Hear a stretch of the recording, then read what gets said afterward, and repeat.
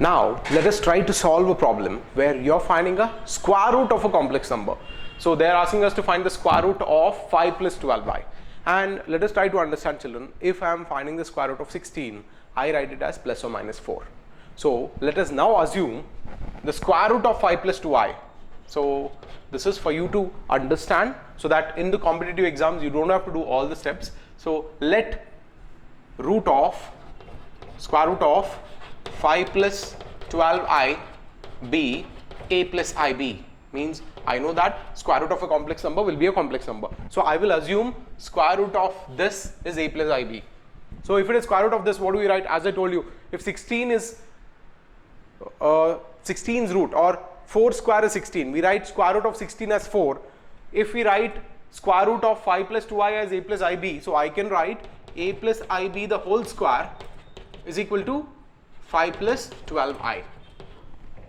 So this is very important, where we assume the square root of the complex number as a plus ib, and then we write a plus ib the whole square is equal to the given complex number. So this is very important, children. Try to understand here.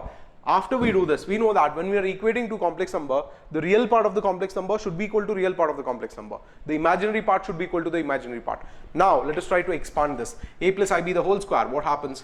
A square plus ib the whole square plus 2aib, which is equal to 5 plus 12i. So let's try to equate now. You know ib the whole square becomes minus b square. So it becomes a square minus b square plus 2aib. Now see here, children, we have the real part of the complex number as well as the imaginary part of the complex number here. So if I am equating the real part of the complex number, you can notice a square minus b square will take the value 5. So we got the value a square minus b square. And 2ab, you can equate 12i is equal to 2ab. So 2ab is equal to 12. So you got ab value as 6. Now let us go back to our identities what we have studied before, using that, because if I am writing a plus b the whole square, a plus b the whole square can be written as a minus b the whole square plus 4ab. We all know this using the algebraic identity, because you know a plus b the whole square is a square plus b square plus 2ab. A minus b the whole square is a square plus b square minus 2ab. If you add 4ab here, it is equal. Correct. Now what do we have?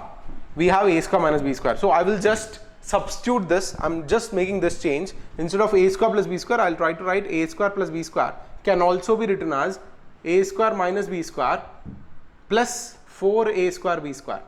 Right, children? If the algebraic identity is valid for 2 and 3, it should be valid for 4 and 9 also. So I've just squared it and written the same identity again. Now with the known values, let us substitute here. A square plus b square the whole square is equal to, what do we write? We got a square plus b square value here. The whole square is equal to a minus b the whole square is 5 square here, because a square minus b square we got 5. So a square minus b square the whole square becomes 5 square. 4 into a square b square. A square b square value, ab value is 6. So a square b square can be written as ab the whole square. So now it becomes 5 square plus 4 into 6 the whole square. 6 square is 36, we know. So let us continue our simplification here. A square plus b square the whole square is equal to 5 plus 144. That is 25 plus 144. 5 square is 25. I wrote 6 square is 36. 36 4 times is 144. So we got a square plus b square is equal to 169. So a square plus b square the whole square is 169. I can also write a square plus b square as 13, because square root of 169 is 13. You might ask me now, square root of 169 has to be written as plus 13 or minus 13. Why have I taken only 13 here? Because you know that whenever you square two real numbers and add them, you always get a positive value. You cannot get a negative value. That's the reason root of 169 is taken as plus 13, not minus 13. Because you can never get a negative value when you square a real number and add them. Because a and b are real numbers. So you square a, you square b, and you add, you always get a positive number. That's the reason we have taken positive root of 169. Now we got the value for a square plus b square, children, and we have the value for a square minus b square. If you assume this as your equation 1 and this as your equation 2, you can add these two. When you add these two, what happens? A square plus a square becomes 2a square, b square gets cancelled. 13 plus 5 becomes 18, and you write a square is equal to 9, a is equal to plus or minus 3. Here we need to consider two values, when a is 3 and a is minus 3. When a is 3, notice here, we can substitute here, children. If a is 3, positive 3, what do you get value of b? A square, you take it to the other side. This is 9. So 9 minus 5 remains 4. So your b value will be plus or minus 2. So you can write either a value is 3 and b is 2, or you can take a is minus 3 and b is minus 2. So what is the root now? If I'm writing root of the question, what is that? 5 plus 12i. There are two roots. So I will write the two roots as plus or minus 3 plus 2i. So what are the roots? It's plus or minus 3 plus 2i is a root of 5 plus 12i. This is how we find square root of a complex number. So to find the square root, what do?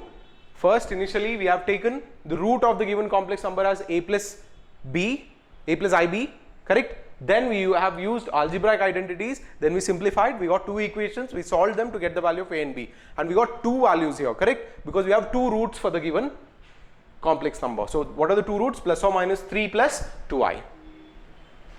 So quickly make a note of this. This is a very important concept. Similarly, you can also get questions where you need to find the cube root of a complex number. There also we follow the same. We assume the cube root as a plus ib, then we solve a plus ib the whole cube is equal to the complex number, then we simplify that.